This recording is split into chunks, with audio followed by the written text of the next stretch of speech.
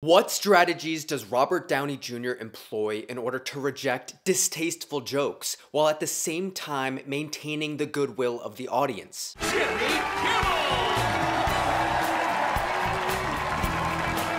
We see the first shot of Robert, and we notice that he is cheering for Jimmy. He's not standing like some of the others, but he did take the energy to shout out for him instead of only clapping. This doesn't tell us much yet, because we can cheer for people both genuinely and ironically, and we don't have enough context clues yet to determine if Robert is being genuine. People in this room somehow managed to come up with so many excellent films and so many memorable performances. This night is full of enormous talent and untold potential, but so was Madam Web, so who knows? Are we off to a bumpy start? Okay. Jimmy Kimmel tells the first joke of the night that may be considered edgy.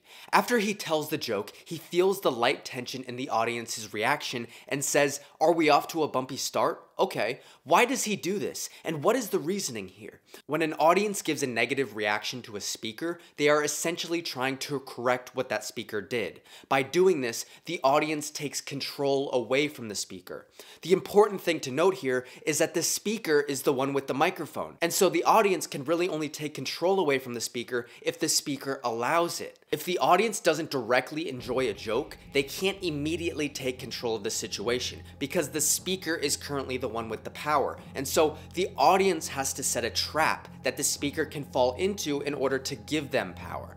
The audience's trap here is that of giving a negative reaction. A negative reaction to a joke from the audience hopefully leads to the speaker becoming anxious, insecure, and therefore willingly giving the power to the audience by going back to saying what the audience wants them to say. A speaker avoids falling into this trap by sending the message to his audience indirectly that I am not the one being influenced by you. You are the one being influenced by me. And so when Kimmel says, "Are we off to a bumpy start?" he is acknowledging the audience's tension, and he is telling them that I acknowledge your negative reaction, and I will not fall into your trap. The lesson here is that as long as the speaker does not give up the power, the speaker won't lose it. And congratulations to Silly Ann's co-star, Robert Downey Jr., who is, this night is... Okay, so we are now able to see that Robert is being ironic in his connection with Jimmy. He puckers his lips out and pounds his chest in irony, and then shows his real reaction to Jimmy, which is that he feels that it is kind of stupid and unnecessary that the attention is on him right now. Lifting the head up and showing the neck, pushing out the lips, and especially pounding the chest are all signs of camaraderie and strength. However, when they are done in an overdramatic way on purpose, the irony implies that the true meaning of the message is the opposite of what is being displayed. And so Robert's overly dramatic display of connection with Kimmel shows us that his true connection with Kimmel is not great. We now know that 1, he feels it's stupid and unnecessary for them to put the spotlight on him, and 2, his connection with Kimmel is not great. This is the highest point of Robert Downey Jr.'s long and illustrious career. Well, one of the highest points. But Robert has been a...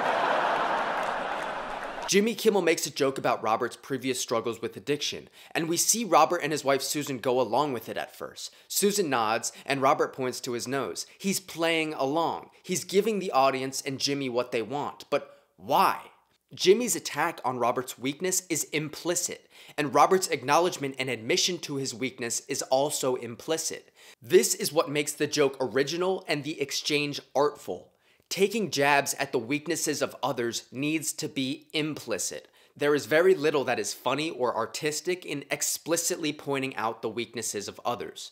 The reason a joke like this is laughed at and respected is because it is an art form to create implicit jokes in this way. It requires skill and tact. And because of this, Robert feels that Jimmy deserves him to at least play along, for now. As we will soon see, above all, the joke teller loses his respect when he forgets the necessity of being implicit. Robert has been a... Was that 2 on the nose, or was that a drug motion you made? Robert played along, but now he's done with it. Kimmel made the joke explicit, and now it has lost all of its art and its taste. Kimmel says, "Was that 2 on the nose, or was that a drug motion you made?" Instead of referring to it, Kimmel is now explicitly talking about it, which hurts the relationship because it shows he prioritizes the audience's laughter over remaining subtle with his jokes. Once the jokes become explicit, Robert is done with it, and rightfully so, because the joke has lost its artfulness and its cleverness. Because an explicit joke displays a lack of respect, what Robert does next is super interesting. He shows everyone that he is still the one with the power. He hides his lips and motions his hands as he tells Kimmel to keep it moving. And then he moves his hands as if he's spinning an old analog movie projector, essentially saying to Kimmel, keep your performance going. Remember, you are the one performing, not me. He is showing outwardly that he is done with this interaction. So what happens when Kimmel keeps pushing? But look at him. I mean, look at this guy. He's so handsome, so talented. He's won every award there is to win. Is that an acceptance speech in your pocket, or do you just have a very rectangular penis?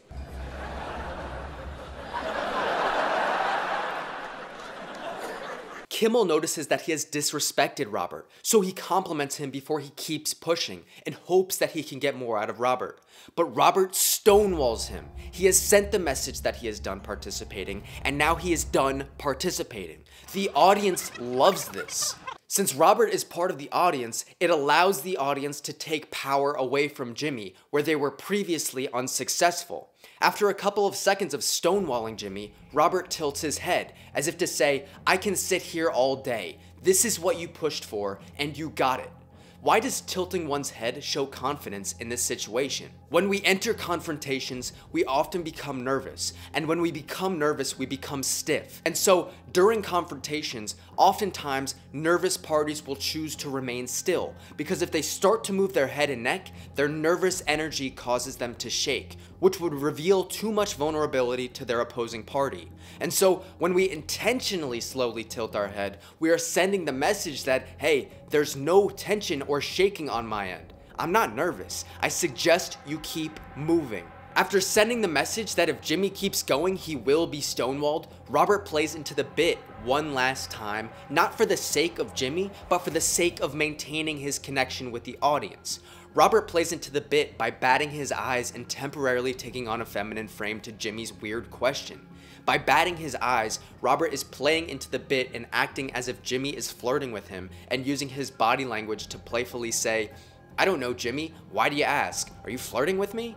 Which again takes the focus away from him and puts it back on Jimmy. When someone tells a joke, it is necessary to recognize whether the weakness they are exposing within that joke is implicit or explicit. An implicit joke, one that subtly hints at the weaknesses of its target, requires artfulness and skill, and it pleases the audience while respecting and maintaining the dignity of its target. An explicit joke, one that outwardly points out the weaknesses of its target, requires much less skill and shows a lack of respect that the speaker has for its target, as it shows the speaker is willing to sacrifice the reputation of its target for the temporary laughter of the audience.